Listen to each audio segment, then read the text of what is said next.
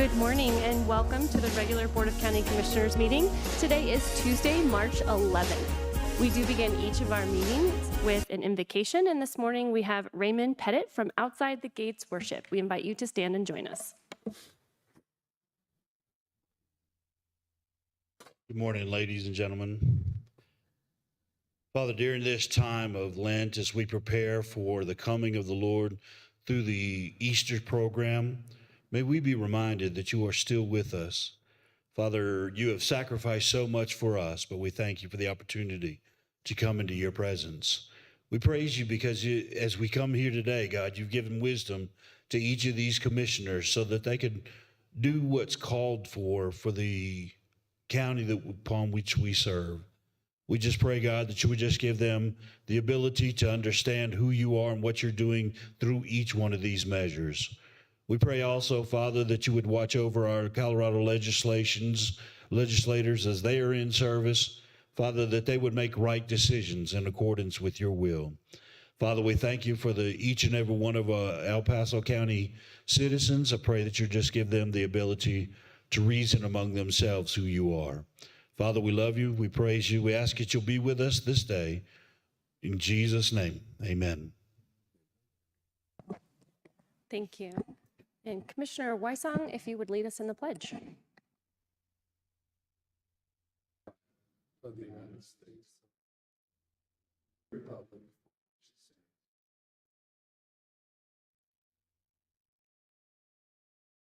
Justice for all.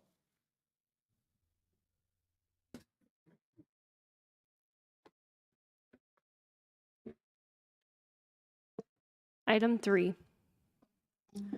Item number 3 is staff emergency items, and Madam Chair, I am unaware of any emergency items. Item 4. Item 4 is changes, postponements, and notice of next meeting. I am aware of one change to today's agenda. Item number 5G2 has been withdrawn by staff and no motion is required. The next meeting is Thursday, March 13th at 9 a.m. for land use. Perfect. A motion to remove 5G2 from the consent calendar. So we will actually take that with a full motion on approval on the consent calendar. So I'll have the clerk read in item 5 first, and then we'll take that motion. Item 5. Item 5 is the consent calendar, 5A through 5G4, with the exception of item 5G2, which was withdrawn by staff. And I'll make a motion as stated. Okay, to approve the consent calendar with the exception of the 5G2. Correct. Okay, is there a second? Second. Okay, that has been moved and seconded. I will just make sure there are no comments. Okay, I'll call the roll and we'll start online with Commissioner Bremer. Commissioner Wysong. Aye. Commissioner Applegate. Aye. And the chair votes aye. That passes 4-0. Item 6. Item 6 is comments by elected officials and commissioner liaison reports. Okay, I don't see any countywide elected officials in the room, and I'm looking to see we don't have any online. So we will go ahead and bring it up here for commissioners. We'll start with Commissioner Bremer online.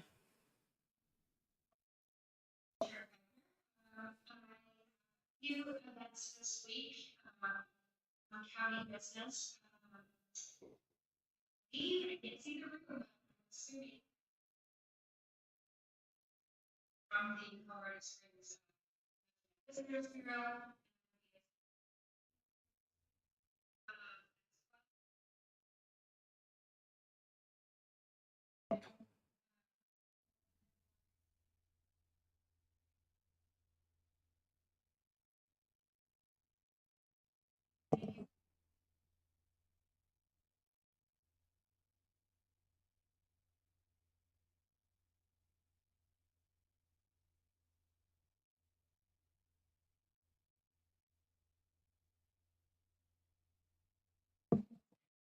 Commissioner Wysong. Yes, thank you, Madam Chair. As Commissioner Bremer stated, we were in Washington, D.C. for the NACO, National Association of Counties convention. Being its first one, was not assigned to any working groups. However, we were able to meet and be exposed to many of the different groups that gave us the opportunity to see how the counties actually worked together and with the influence and the positions so that we could make an impact with the federal government. And just one item I wanted to talk about is that some may or may not know that the tax bill that was passed in 2017 is set to expire this year. And it is very critical that it is made permanent because it has a huge impact, and it could be up to over $4 trillion of increased taxes. And one of them is the impact of, estate tax, or what is typically referred to as the death tax. That will have a huge impact. Same with those people that have a small business. The sole proprietors will end up being hit with higher taxes. And anyone that has a child, the tax credit is currently $2,000, and that will be dropped to $1,000. So it is very critical that we let Congress know that this tax needs to be passed to help all the people in El Paso County and the country. Thank you. Commissioner Applegate. Yes, DC. We were in the NACO conference that first couple days in March. A lot of fun, a lot of good time seeing the sites. I enjoyed a couple of the sit-ins, when they went over some things. I did, what was it, large rural or large urban county. I sat in during one of their sessions and had a couple presentations for them. The last day was especially enjoyable for me. I got to lobby Congress. I got to have some conversations with our Congressman Jeff Crank and also Lauren Boebert as well, so from Colorado. And it was good seeing our other commissioners from across the state of Colorado interacting with their congressmen, their congresswomen, and just talking and just saying, hey, this is our concerns as counties. Got to have conversations about SNAP benefits, got to have conversations about infrastructure, things like that. It was really good. And I thought it was really healthy that a lot of commissioners were there. So from Colorado, and had that presence, and we were able to lobby. So thank you. Commissioner Williams. Yes, good morning. I too enjoyed my NACO trip. I attended this time instead of the Transportation Committee. I attended the Department of Human Services Committee, which had some interesting presentations. So I wanted to give you my schedule for this week. Tomorrow we have PPACG, PPRTA. Somewhere in there, I might squeeze in a joint allocation group meeting between 11 and 1. I don't know how I'm going to do that, but we'll figure it out. Thursday, we have our land use meeting. And then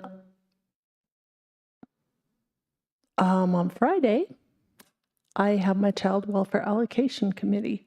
And so it makes for a pretty heavy week for me tomorrow, but after that, it lightens up. And that's all I have today. Thank you. And as for me, I also attended the NACO conference in DC. I am on the Ag Committee, so spent quite a bit of time hearing presentations related to farming, the Farm Bill in particular, which is obviously very important and is being worked on right now in Congress. A couple of highlights that are very relevant, I think, not only to our community from an agricultural perspective, but SNAP benefits happen to be in the Farm Bill. And so there was quite a bit of conversation around SNAP benefits and what's going on in that space. I think one of the most shocking things for a lot of people in the room was that there's an estimated at least $5 billion in overpayments in SNAP that continue to happen across our nation, which of course takes away from important priorities in agriculture.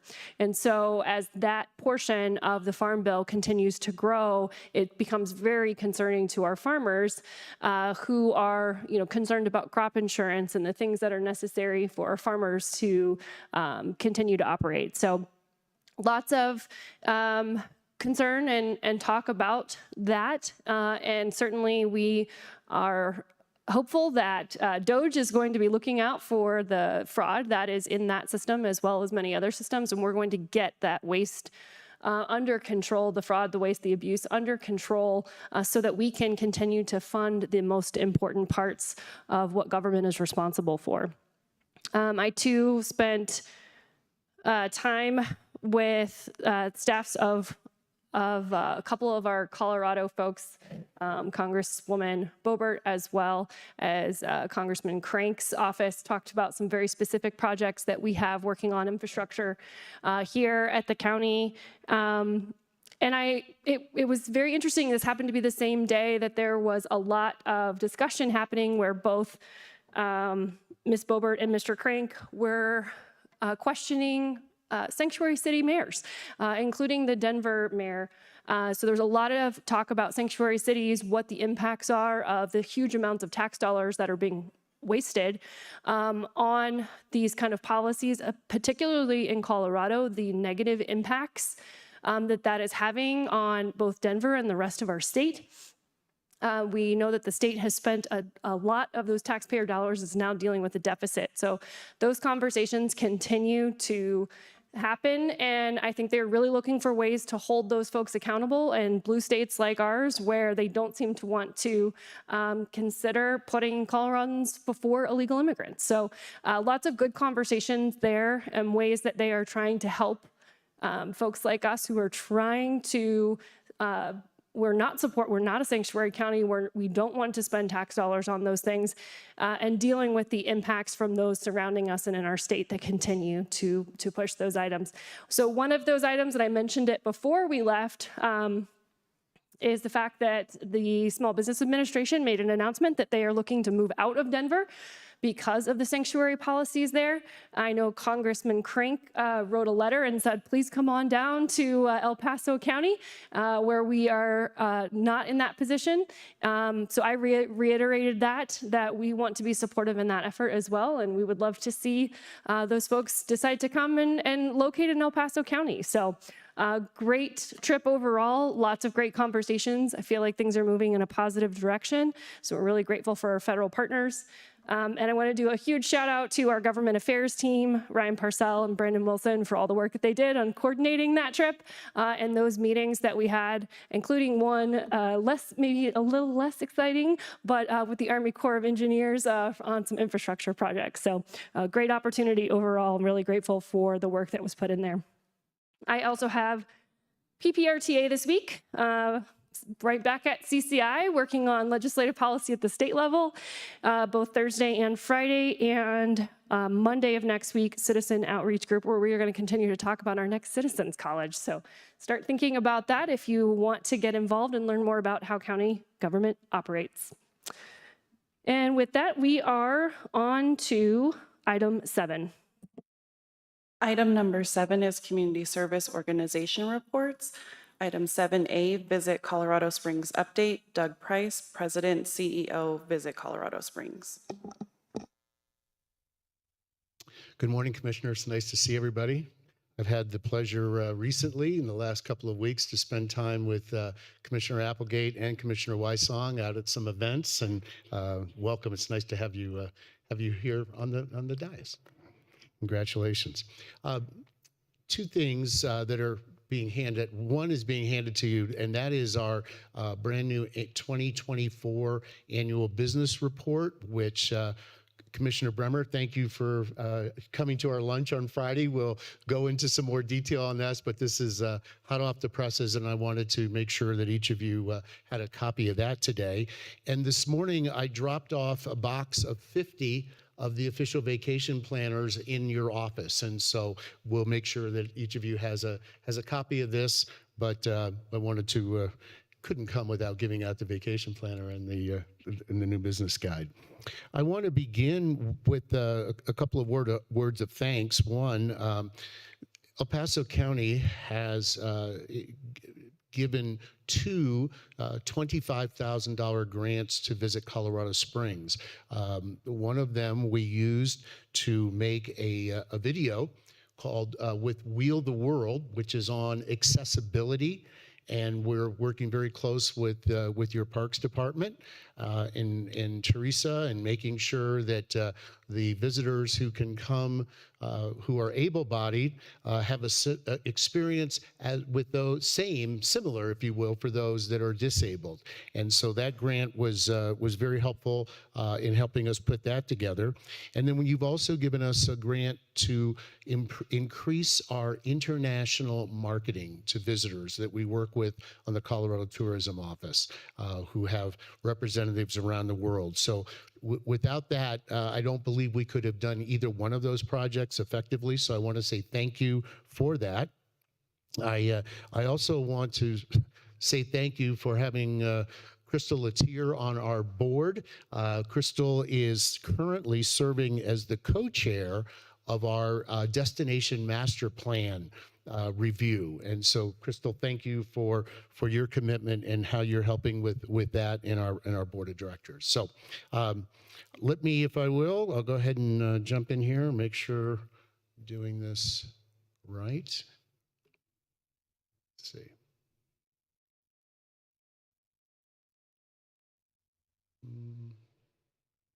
It's not what I wanted.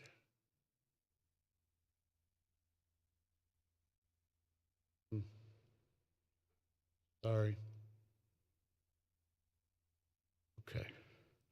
Can you run the slide? Thank you very much. Let's put the first slide up. Thank you very much. So in 2023, the lodging and auto rental tax collections for the city were about $9,493,000. In 2024, the tax collected was up 1.3% to $9,624,000. And so that's always an important barometer that we use to measure the lodging tax that gets collected from the cities and city hotels in Colorado Springs, as well as those rental cars that are rented here in the city. The positive economic effects of tourism in the Pikes Peak region, I wanted to just give you an overview, particularly for some of you who this is maybe the first time you've heard me present. Visitor spending in 2023 was $2.9 billion, excuse me, it's 2024, $2.9 billion. The group sales, sports and special events that Visit Colorado Springs touches was about $153 million in economic impact. We don't touch everything. There are certainly groups that will go straight direct to hotels and that we are only assisting when they come, but ones that we had a direct influence was about $153 million. We talk about the taxes that get generated from visitors who come to the region, and a family of four saves on their annual tax bill about $945 that they don't have to pay, that visitors do put into our economy. Tourism accounts for 40,000 jobs. And in 2024, the hotel occupancy rates averaged 63.2%, which was down 1.8 from 2023. So the way that you would maybe look at those lodging tax collections being up a little bit is that the hotels were getting a little higher average rate per room than they would have gotten in 2023, which is why the large increases were higher. And I know you'll stop me if you have any questions, but I wanted to just kind of hit some of those high points, okay? Group sales. We attended in 2024, we attended 24 trade shows where we are out talking and representing the Pikes Peak region for meetings and event planners to consider bringing their conferences here, as well as sporting events, and as well as military reunions and family reunions are all markets that we go out and actively solicit. The estimated room nights booked for group travel in 2024, we were, so you can see there, we had in 2024, we had 116,000 what we call definite room nights, and another 104,000 in what we call bureau assists. The 2024 numbers were down approximately 42,000 rooms in 24 to 23. And that can be attributed to two groups, two big groups that were here in 2023. And for those of you that remember, the jump ropers were here in 2023, the International Jump Rope Union. And that particular group it was almost 22,000 rooms for our city in 2023. The other group was the Combat Veterans Motorcycle Association. Those two groups combined were about 35,000 rooms. And as you know, groups don't always come back to the same cities. So that's the big difference in 2023 versus 2024. Okay? I will say that next month, the Space Symposium will be back for their 40th year consecutive, and they are our largest group that comes annually, and we're ecstatic that they're here. Just I'll let you know that just to understand a little bit, they use, in addition to obviously the Broadmoor and Cheyenne Mountain Resort, the Space Symposium uses 30 hotels for overflow rooms.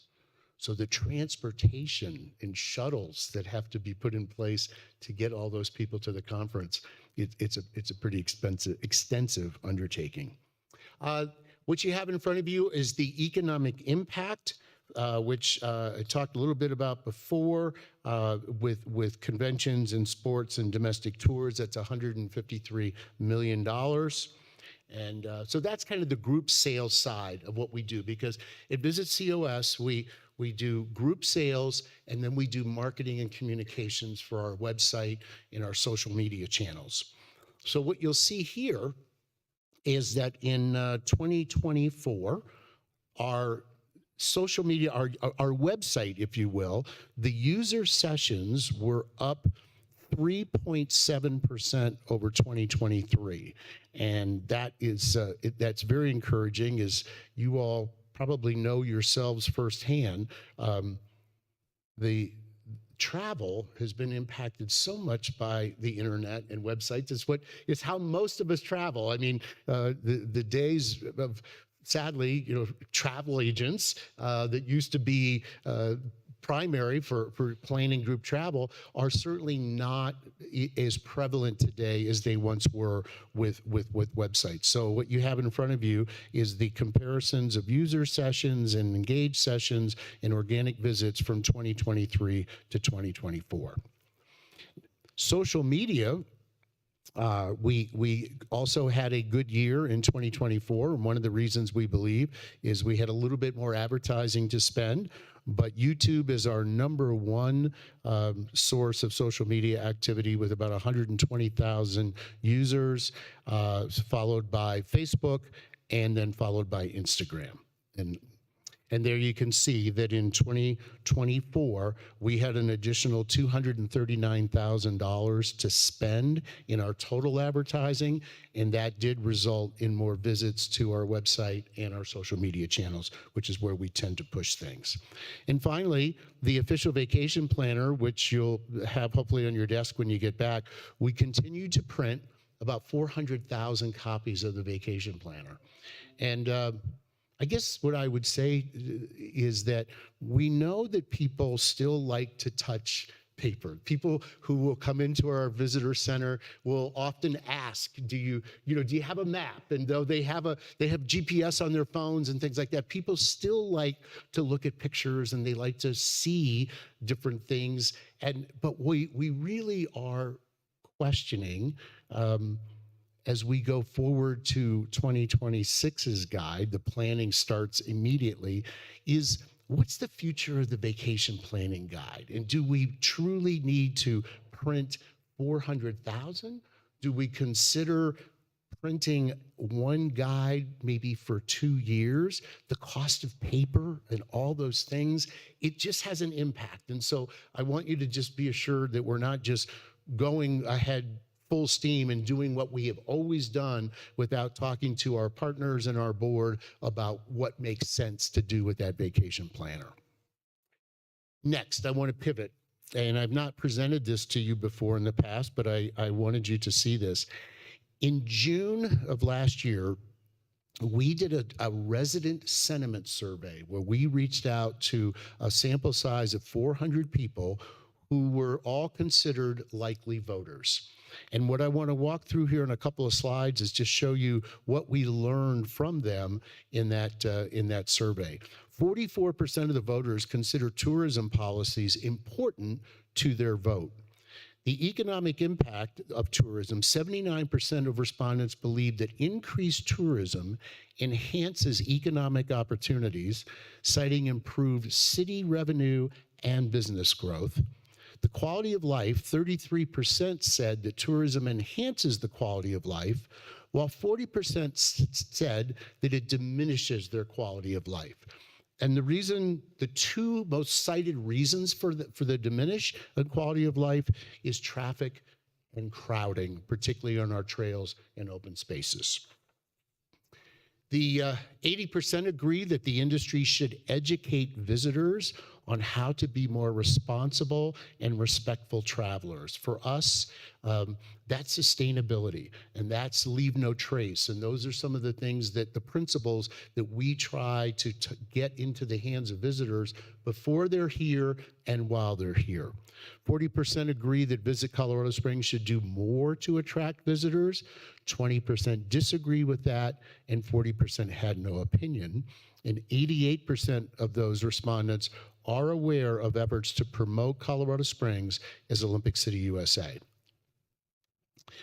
60% stated the positive effects of tourism outweigh the negatives, and 82% agree that tourism has a positive impact on local businesses. And the final slide here is that 52% cite tourism creates more leisure choices, revenue for the city, small businesses, and increased economic opportunity.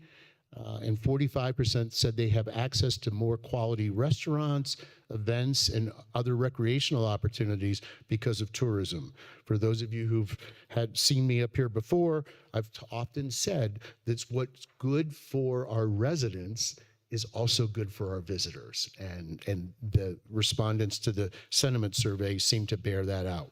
So I wanted you to see that we're doing our best to listen to our visitors and listen to our residents who are impacted by this. We know that the number one reason that people come for leisure trips to Colorado Springs and the Pikes Peak region is to visit friends and family. And so for us, we know we have to keep a pulse on civic pride and how people feel about living here and inviting people to come and really see how blessed we are to live in such a great place. With that, I'll stop and be happy to answer any questions. Commissioner Williams. With the new Polaris Point Hotel opening up, have you heard of a lot of reservations coming in there for the football games, et cetera? You know, Commissioner Williams, I am hearing that many people, many groups, if you will, are coming and trying that hotel for the first time.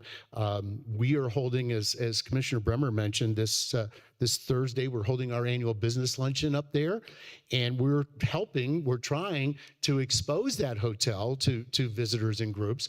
We are really excited that in September, I guess it's actually October of this year, the Governor's Conference on Tourism is coming to the Hotel Polaris, and it's the first time we've ever hosted it here in Colorado Springs. And that'll bring close to 500 people from around the state who are in the tourism industry and will get a chance to see this new hotel. But yes, we are, I can just imagine that this will be their first graduation at the end of May, and I hope people will book early.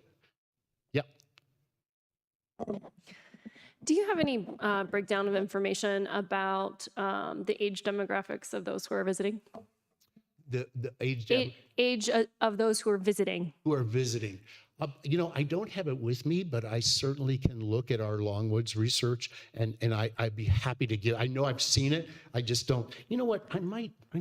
There's certain things I don't leave home without. And I might have something here that could help answer that question. So let me see what I have.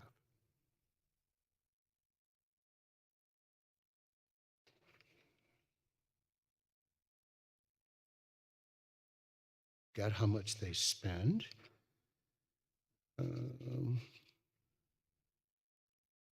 One of the interesting things I can tell you is that we still have more people who just come for day trips than spend the night. And that's one of the things that we are constantly challenging ourselves to do is we know the longer you stay, the more you spend. And if you spend the night, you certainly, your impact will be greater on our region. All right, let me just see if I have that age with me. Okay, yes. So the age of what they call the travel parties. The largest category is ages 25 to 34, which make up 34% of our visitors. The next highest category is 35 to 44 at 28%, and followed by 18 to 24, which is 27%. So it's a young, it skews young, and frankly, a lot of that really is we do a ton of youth sports programs here, cheerleading competitions, all sorts of things, and youth sports is pretty recession-proof. Mom and dad usually will travel with a child to do things like that, but yes, that's we do skew a little younger visitor. I appreciate that. I'm going to repeat something that I think I said it was either last year, maybe it was the year before. Looking at the materials and things, one of the things that I think I notice is there's not a lot focused on young families. And those numbers are very interesting. When people are traveling with children, they're looking for things to do that are child friendly. And I just don't see a lot of that in the photos, the materials. I don't see young children, but it seems like that might be a large part of what we're seeing here. So just a thought that I have as a mom, when I was traveling is, what are those exciting things for those young families to get out and do? And we obviously have the zoo, we have lots of different things. So just something that I notice as a mom that I don't know that we are capturing, that family element as well as maybe would be helpful. I'll leave that for you guys to decide. You're the experts here, but it's just something that I noticed. So. Thank you. Other additional questions or comments? I'm going to just check if Commissioner Bremer online has any. Okay, I will close with thanking you again for allowing me to speak this morning. And the one date I'd like to leave with you is Saturday night, the 12th of July. The U.S. Olympic and Paralympic Museum that evening will be hosting the Hall of Fame induction ceremony for the new nominee, the new people who will be going into the Hall of Fame and who have not yet been announced. But that particular evening, it's going to be open to the public. We're hoping that Vermaho will have thousands of people there that night. And if you think to what Canton, Ohio looks like for Football Hall of Fame inductions and Cooperstown looks like for Baseball Hall of Fame, this will be our first chance that we here have hosted the Olympic induction ceremony and opened it up to the public. And so you'll hear a lot more about that, particularly once we know who's going to go into the Hall of Fame. But I hope that evening that we'll get a chance to have people bring their families to come downtown and mix with the visitors and get a chance to see a really, really cool event. Thank you very, very much. I'm going to ask one last question because sure. you brought it up in my mind. I know President Trump has been very vocal about planning a huge 250th birthday celebration for America. So that's happening next summer, encouraging, local governments to really work to create those type of events focused on celebrating America. Is that something you guys have considered or are you looking at? We are actually very involved with the 250-150 celebration for the United States and for the state of Colorado. So yes, we have a member of my staff who's on that planning committee, and I know Mayor Suthers is involved with it, Matt Mayberry, and others are working, and yes, we will be very involved with activities for the 250-150. Great, thank you so much. Thank you. I don't see any additional, so no one else had a surprise question at the end. Thank you so much for being here today. Okay, on to item 8. Item 8 is public comments on items not scheduled on the agenda, and Madam Chair, I'm unaware of anyone in the audience signed in to speak today. Okay, I'm going to call for it. So if you are here and would like to make a comment on an item not scheduled on the agenda, now is the appropriate time to come forward. You can sign in and you will have 3 minutes. So you just need to state your name on the record before you begin.